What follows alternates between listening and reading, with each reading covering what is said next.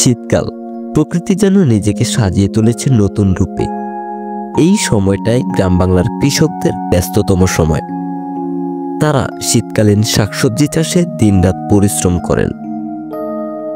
বাংলার উর্বর মাটি আর শীতল আবহাওয়া লাউ, মূলা, সিম, ফুলকপি, বাঁধাকপির মতো সবজি চাষ হয় দারুণ সফল। এই ফসলগুলোর পেছনে লুকিয়ে থাকে কৃষকদের যত্ন আর অগাধ মেহনত।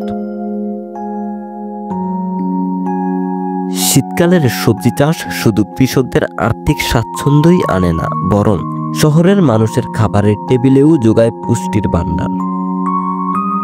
নারীরাও এ কাজে পিছিয়ে নেই। ক্ষেতের পরিচর্যা, ফসল তোলা এবং বাজারজাতকরণ প্রতিটি ধাপেই তারা সমান ভূমিকা পালন করেন।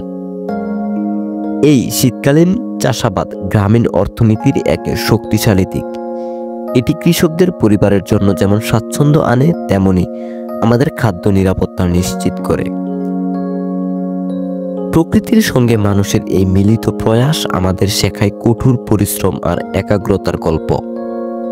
শীতকালীন শাকসবজি চাষ বাংলার ঐতিহ্যের এক অবিচ্ছেদ্য অংশ।